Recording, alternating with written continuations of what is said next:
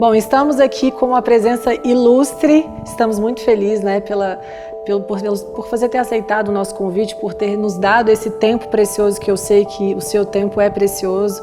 Muito obrigado por estar aqui no nosso programa hoje. Muito obrigado. E eu queria começar a nossa conversa falando um pouco sobre não só a sua pessoa, quem é o Dr. Augusto Cury, esse grande escritor, né, renomado, psiquiatra que tem uma grande história no Brasil e no mundo de autoajuda, mas como tudo começou na sua vida para que você se tornasse um escritor?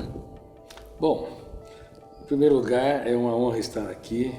Em segundo lugar, as grandes experiências, as mais notáveis criações surgem no caos.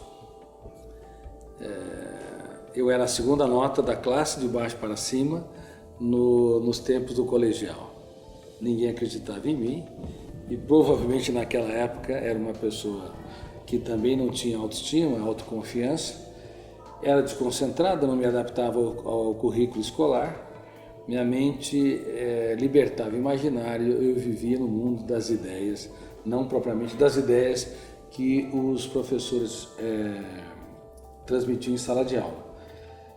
Aí, reunido a turma, o que nós vamos fazer do futuro? Imagina, eu, um dos piores alunos da classe, reunido com meus amigos, vamos falar dos nossos sonhos.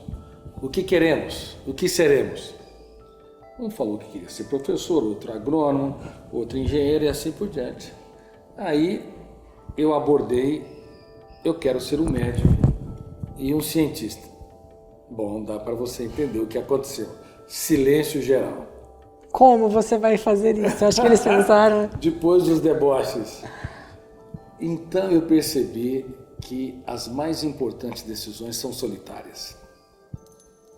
Se nós dependermos das pessoas para atingir as mais importantes metas, provavelmente nós nos frustraremos. No momento mais difícil da nossa vida, nós podemos e devemos escrever os capítulos mais importantes da nossa história, mas a maioria não escreve. Porque depende do apoio, dos elogios, da promoção de outros. Foi então que eu decidi apropriar-se de duas importantes ferramentas que mais tarde eu as elaborei. Foi de uma forma empírica. Número 1, sonhos e disciplina. Sonhos sem disciplina produzem pessoas frustradas que nunca materializam os seus sonhos. E disciplina sem sonhos produz pessoas autômatas que só obedecem a ordens. E eu diferenciei logo no começo que sonhos não são desejos. Desejos são intenções superficiais que não resistem ao calor dos problemas na segunda-feira. Grande parte das pessoas no teatro da humanidade, dos chineses aos americanos, dos europeus aos latinos, aos africanos, vivem sob os alicerces dos desejos. Desejo de ter bons amigos, desejo de ser um excelente profissional, desejo de ter uma pessoa para dividir a sua história, desejo de ser mais tranquilo, relaxado, proativo. E desejos, o inferno emocional está cheio de pessoas bem intencionadas. Desejos constroem janelas ou arquivos solitários no córtex cerebral e não um bairro, metaforicamente, usando a cidade, e não um núcleo de habitação do eu. Por isso que 99% das pessoas provavelmente levam para o seu túmulo os seus conflitos. Sua timidez, insegurança, fobias, autopunição, humor depressivo e assim por diante. Então, eu estudei de 12 a 14 horas por dia para romper o cárcere da rotina e aprender o que eu não aprendi em todos os anos de ensino fundamental e ensino médio. Até que entrei na faculdade de medicina e entrei entre os primeiros 5 alunos. E depois de ter entrado, eu pensei comigo, eu não quero ser um estudante de medicina comum, que só apenas estuda fígado, cérebro, olhos. Eu quero estudar o mais complexo de todos os mundos, a mente humana. Isso começou a me cativar. E no segundo para o terceiro ano, eu experimentei o caos emocional. Como eu disse, as mais importantes conquistas de um ser humano nascem não dos aplausos, mas das vaias. Nasce não dos apoios, mas quando nós nos esfacelamos no calor dos nossos conflitos. eu tive uma experiência, um humor depressivo cálido, que me fez entender que as lágrimas que nós não choramos, aquelas que nós nunca encenamos no teatro do rosto, são mais importantes, mais profundas do que aquelas que as pessoas vislumbram quando se penteiam nos vincos dos nossos rostos. Bom, eu fiquei claro então que ou a dor nos constrói ou nos destrói. E a grande maioria está errada. A grande maioria das pessoas acredita que com o passar do tempo a dor os melhora, os tranquiliza, os torna pessoas mais sensatas e serenas. Quando, na verdade, a dor mal trabalhada aciona um fenômeno inconsciente, que é da minha área de pesquisa, chamado fenômeno RAM, registro automático da memória, a arquivar no córtex cerebral janelas traumáticas ou conflitantes, ou que eu chamo killer. Uma janela assassina, mas que não assassina o eu. O volume de tensão é tão grande que bloqueia o acesso do eu a milhares de arquivos com milhões de dados. Por isso que nos primeiros 30 segundos de tensão nós cometemos os maiores erros da nossa vida. Vivemos uma síndrome que eu descobri, chamada síndrome do circuito fechado na memória, que quase leva a nossa espécie à inviabilidade. Por isso que ela é saturada de guerras, preconceitos, genocídios, violências contra as mulheres, contra as crianças, bullying nas escolas e assim por diante.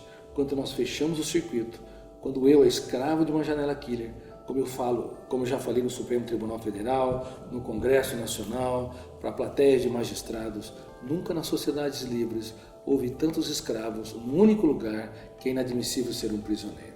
Portanto, eu aprendi com a dor que ela deve me trabalhar, deve me entalhar e não me destruir. Então eu refleti profundamente sobre a dor. Se há alguém que penetrou nos meandros da angústia, do humor depressivo, da falta de sentido existencial, na construção de pensamentos perturbadores, questionando por que penso, por que não gerencio esses pensamentos, por que não tenho autocontrole, por que não protejo a minha emoção, aí eu descobri que a emoção é o mais delicado de todos os territórios. O único que não pode ser desertificado e o único que não pode falir, porque se a emoção falir, todo o resto desmorona. Foi aí que nasceu o Augusto Cury, que desenvolveu uma nova teoria, o pensador, o cientista, com muita humildade. Meus livros não são de autoajuda, são livros de divulgação científica. Por isso que há muitas teses de mestrado e doutorado utilizando os meus livros. Mas eu, quando escrevi a teoria da inteligência multifocal, antes de publicá-la, escrevi mais de 3.000 páginas. Eu procurei penetrar nas entranhas da minha dor, comecei a penetrar nas entranhas das dores dos meus pacientes, inclusive dos pacientes que os professores ensinavam sobre câncer, sobre infarto, e depois eles saíam e eu percebia que eles estavam combalidos, angustiados. Todo mundo saía, como eu disse, mas eu ficava. Queria conhecer os pesadelos e os sonhos, as lágrimas choradas e as sequestradas. Queria conhecer as angústias nunca descritas no teatro das palavras. E eu escrevia tudo, porque aprendi a escrever desde cedo, as minhas mazelas e o fantástico mundo do outro. Então imagine, foram mais de 3.000 páginas antes de publicar o primeiro livro, que era o Bojo, a estrutura da teoria da inteligência multifocal, que estuda 5 grandes fenômenos: o processo de construção de pensamentos, o processo de formação do eu como autor da história, o processo de transformação e educação da emoção, os papéis consciente e inconsciente da memória e o processo de formação de pensadores. Com muita humildade mesmo. Entrei em áreas que brilhantes pensadores não tiveram oportunidade de estudar sistematicamente. Por exemplo, Freud, Jung, Adler, Piaget, Vygotsky, Schopenhauer, Kant, Merleau-Ponty, Sartre e tantos outros usaram o pensamento pronto, com brilhantismo, para produzir teorias sobre as relações sociopolíticas, o aprendizado, o processo de formação da personalidade.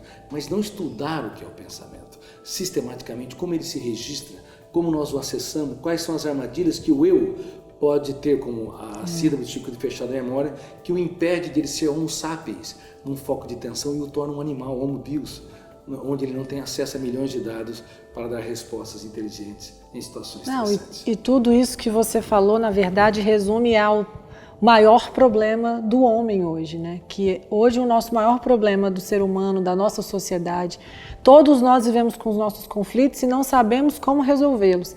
Então aprendemos com os nossos erros, como você falou, com as nossas lágrimas, mas muitas vezes isso não basta. E você descobriu, e através dos seus livros, das suas palestras e de todas as suas plataformas, você ensina as pessoas a tentarem como elas devem usar da maneira correta o seu sentimento, o seu pensamento, e eu acho, né, e eu acho que isso que é o mais importante, porque você traz para a praticidade, porque eu acho que a gente precisa de aprender como fazer, né? Básicas, você tem razão. Eu quando escrevo um livro, bom, meu primeiro livro, quando resumi 3.000 páginas em 400 páginas, fiquei tão feliz porque é tão difícil publicar livro no Brasil e quase todas as editoras me rejeitaram, na verdade. Aí depois de 2 anos, uma apostou no projeto e demorou 2 anos para publicar e tiramos mais de 500 termos. Nossa. Porque era difícil as pessoas entenderem. E quando eu publiquei, fiquei feliz e ao mesmo tempo altamente frustrado, porque ainda quase ninguém entendeu o que eu escrevi. Entendi. Imagine o telespectador, imagine que você, que está me ouvindo, no exato momento em que você me ouve, detona um fenômeno chamado gatilho da memória, abre milhares de janelas e você começa a procurar sem perceber todos os milhões de dados que vai definir os verbos que eu conjugo tempo espacialmente, cada pronome que eu estou utilizando, cada substantivo. Esse processo é inconsciente, não é patrocinado pelo eu. E nós não sabíamos disso. Nós pensávamos que o eu era o ator único, o eu é o piloto único da aeronave mental. Mas existem copilotos que atuam milhares, centenas de milhares de vezes por dia. E está atuando milhares de vezes no telespectador agora para compreender todas as mensagens que nós falamos de acordo com a sua própria cultura. Só que tem uma coisa. Assim como aquele copiloto lá nos Alpes franceses usou seu suicídio para cometer um homicídio coletivo, ou seja, ele tinha não apenas depressão, mas era um sociopata, porque um sociopata machuca, fere, não sente a dor dos outros. Bom, aquilo que aconteceu nos Alpes franceses acontece todos os dias. Os copilotos que são tão importantes, os copilotos do eu, que detona o gatilho, abre janelas para que possamos compreender o mundo, cada flor e distinguir que ela não é uma porta, uma janela, o céu, cada caneta distinguir que ela não é milhares de outros objetos. Imagine que os processos são extremamente finos e sofisticadíssimos. Só que esses copilotos, o gatilho pode encontrar janelas traumáticas. Por exemplo, quando um filho desafia o pai, ou um professor, ou um aluno reage tensamente com um professor. Naquele exato momento pode detonar o gatilho do pai e do professor, abrir uma janela killer, fechar o circuito da memória e o professor não ser homo sapiens, um ser humano pensante, agir por instinto e humilhar publicamente um aluno. 5 segundos pode mudar uma história para o bem ou para o mal. Verdade. Por exemplo, há professoras que disseram para um aluno, gordinha, desinteligente, uma aluna normal, que ia bem nas provas, mas 5 segundos bastou para formar uma janela killer ou traumática duplo P, duplo poder. Poder de sequestrar o eu e poder de autopunir, retroalimentar. Aquela garota nunca mais conseguiu acessar de maneira inteligente o estudo que ela tinha nas várias janelas e, consequentemente, ter um bom rendimento intelectual. Ela teve depressão e tentou suicídio com 18 anos de idade. Então, eu tenho falado em mais de 70 países em que sou publicado que nós temos que mudar a era da educação. Nós temos que mudar da era da informação para a era do eu como gestor da mente humana, o eu como protetor da emoção, o eu como gerenciador dos pensamentos. Caso contrário, cometemos desastres.